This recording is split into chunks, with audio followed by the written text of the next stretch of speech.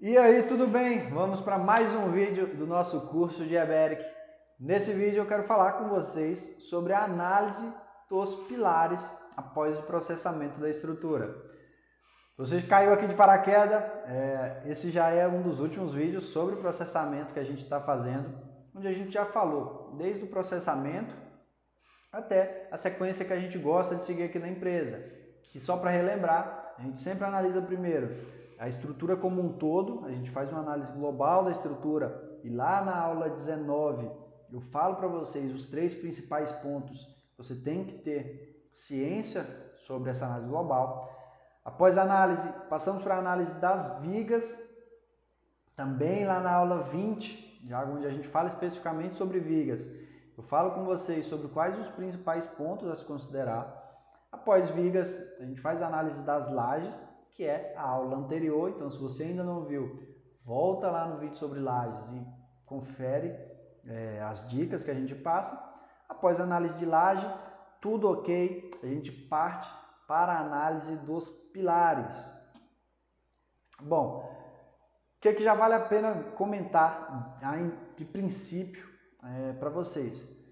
O que vale assim, o que a gente recomenda o que seja de ritmo de projeto? Analisou viga, copia as vigas para os demais pavimentos e reprocessa a estrutura, analisa de novo e passa para as lajes. Analisou as lajes, teve que fazer alguma alteração de projeto, copia essa alteração para o restante, reprocessa a estrutura, analisa de novo globalmente, analisa de novo as vigas, analisa de novo as lajes e vê se tudo continua ok. É realmente um ciclo de vai e volta. Não é simplesmente analisei globalmente, vou analisar a viga. Analisei as vigas lá, pô, tive que mudar 3 vigas. Passa para frente. Não, você fez uma alteração na estrutura. Consequentemente, a rigidez mudou, a carga de peso próprio mudou, as cargas, reações permanentes, a absorção da viga das cargas de utilização muda também, e aí, consequentemente, você tem uma mudança de cálculo na estrutura como um todo. Analisou viga, teve que fazer alteração? Passa para os outros, reprocessa. Aí analisa. Estrutura como um todo, viga, laje, passa para tudo. E por que eu estou falando? A análise de pilar só faz sentido após você finalizar, transformar o projeto lajes e vigas para os demais pavimentos, para aí então analisar os pilares. Por quê? Os pilares são os elementos que transmitem as cargas do pavimento para o solo, digamos assim. Então, quando você muda a carga de laje, a gente estava analisando, por exemplo, o pavimento tipo 1. Vamos supor que a gente reduziu algumas vigas e reduziu algumas lajes, ou aumentou, que seja. O pavimento tipo 2 e o pavimento tipo 3, que estão acima, ele tem cargas diferentes que estão erradas. A gente já analisou, já viu que aquilo ali precisa ser trocado. Então, o ideal é que você já troque tudo isso. Aqui, como a gente não está mudando sessões para o projeto, já está ok, eu não vou fazer isso. Mas é importante te dizer que você precisa já copiar para os demais pavimentos, deixar todos os pavimentos iguais, reprocessar e aí então analisar os pilares. Sem enrolar mais, vamos lá para o software. Eu quero falar com vocês sobre os pilares. Basicamente, pilares você pode analisar de 2 formas. Os pilares isolados de um pavimento, que você acessa lá no mesmo local que analisou vigas e lajes, expandindo a árvore do pavimento, a gente tem aqui pilares, duplo clique, a gente vai analisar aqui pilar a pilar do pavimento tipo 1. Mas também, e é um modo que eu recomendo você analisar os pilares, porque é mais eficiente e te traz menos erros, que é você analisar os pilares em prumada. O que é isso? Você vai analisar todos os pilares, desde o topo dele até a conexão dele com a fundação. Então, quando você pegar um P1, por exemplo, que é esse primeiro pilar aqui do canto superior esquerdo, tem todos os lances dele, por todos os pavimentos.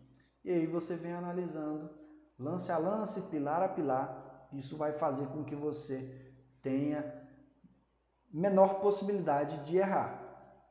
Bom, que é importante analisar em pilar? Primeiro, falando aqui dos gráficos, que é bem bacana, a gente analisa sempre os deslocamentos de topo. Aí a gente vai analisando. Como eu tinha clicado no L5, ele está analisando o topo dos pilares da caixa d'água. A gente tem aqui os deslocamentos. São deslocamentos normais. O que vale a pena também, a gente tem algumas ferramentas aqui, por exemplo, já de detalhar o pilar e aí você entender como que ele está funcionando. Já vem as conexões, o tamanho de arranque, isso aqui é tudo configurável. Tem também essas ferramentas. Mas o mais importante, para analisar pilar, a gente não tem tantas ferramentas, tantos passos como é nas vigas e nas lajes. A gente tem duas coisas principais. Primeiro, otimização de seção. A gente clica, a gente parte para uma otimização de seção muito semelhante ao que é feito com as vigas. De novo, o ideal é que a gente mantenha um padrão. Não no projeto inteiro, lógico, você tem um projeto, por exemplo, ainda mais de um edifício como esse, você vai ter pilares diferentes. O ideal é que quando você otimize o projeto, você realmente tenha diferentes. Mas não pode fazer com que seja os 39 pilares do projeto sejam 39 dimensões diferentes. Por que não? Quando você leva essa quantidade de informação, quanto mais seções diferentes de pilares, por exemplo, maior a possibilidade de erro em obra. Maior a possibilidade do cara, na hora que estiver montando a forma do P1, colocar na posição errada ou ler em projeto uma dimensão que não era do P1, enfim. Você acaba levando muita informação desnecessária para a obra que aumenta o risco de erro. Então, otimização de seção é onde você faz a análise ali do que poderia ser a seção, do quanto você pode reduzir ou aumentar ela. E o que é mais importante aqui é a uniformização da armadura.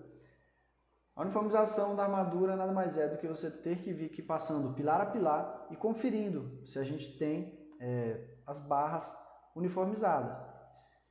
Isso é mais por questão construtiva. A gente quer que as barras tenham uma continuidade. De modo bem geral e simplificado, a gente não quer com que um lance superior do pilar tenha mais barras do que um lance inferior. E isso é comum aqui no Eberic. Provavelmente, a gente passando aqui, eu acho uma dessas soluções. Vamos procurar aqui. P2, aqui a gente tem 2 barras de 10, armadura da base, 2 barras de 10, 1, 2. Armadura de base, que ele chama. E na armadura de altura aqui, como é que o programa chama? 3 de 10. 1, 2, 3. Então, é um pilar de 6 barras. 3, então, vamos lá seguir aqui, que eu acho que a gente encontra um da maneira que eu estava falando. Pronto, achamos aqui. 4 de 10, 4 de 10, 4 de 10, aqui 3 de 12.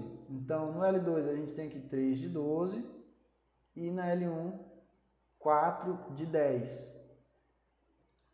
E na L3 volta para 4 de 10. Talvez porque a gente mexeu lá no pavimento tipo 1, que é bem no pilar do tipo 1. Mas, primeira coisa de tudo, aconteceu isso aqui, cabe analisar o porquê do pilar estar sofrendo esses esforços nesse pavimento. Então, é interessante você ver se no pavimento em questão não tem alguma carga lançada errada, não tem alguma carga a mais que está lá, ou se realmente é só uma condição de cálculo estabelecida. Vamos supor que aqui está ok. A gente vai querer seguir aqui, não tem nada errado com as cargas ou com a concepção do projeto. A gente não quer que tenha essa diferença aqui construtivamente.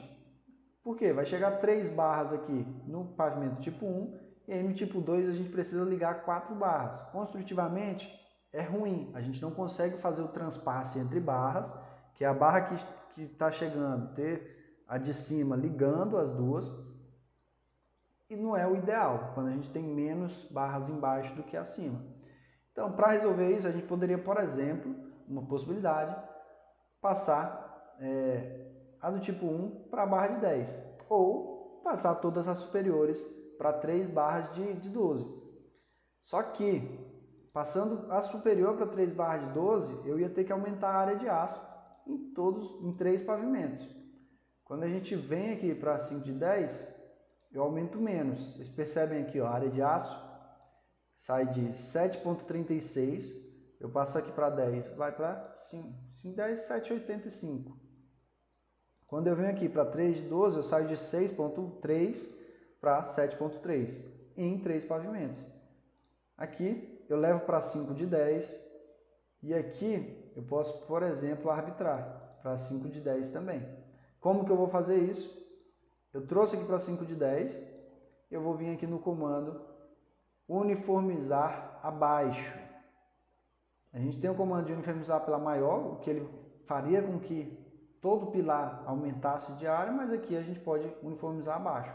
Por exemplo, clicou, veio para baixo também. Então no L1 vem 5 barras, no L2 5 barras, aí no L3 4 barras.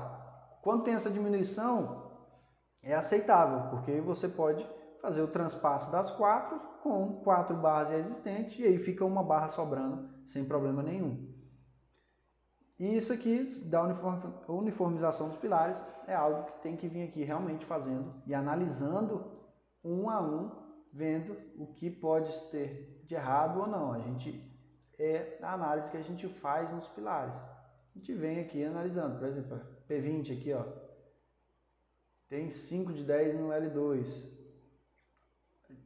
Primeiro de tudo, ver o porquê, é estranho ter aqui 2, 5 e 3 nos demais, mas também, supondo que aqui está certo, o correto é que a gente uniformize a armadura do térreo. Mesmo comando. Percebe que quando eu uniformizei aqui fica em negrito, o que quer dizer que está alterado e aí o programa já trava. Então, se eu somente redimensionar a estrutura, não vai mudar, só muda se eu mexer no pilar, por exemplo, alterar a seção ou alterar algo do tipo que ele tenha que ser totalmente recalculado. Então, está travado. E aí, essa é a análise que a gente faz aqui dos pilares. Bom, passamos pela análise global, análise das vigas, análise das lajes, análise dos pilares nessa aula. Na próxima aula eu vou mostrar para vocês uma ferramenta que a gente gosta de usar aqui, como o famoso pente fino da estrutura.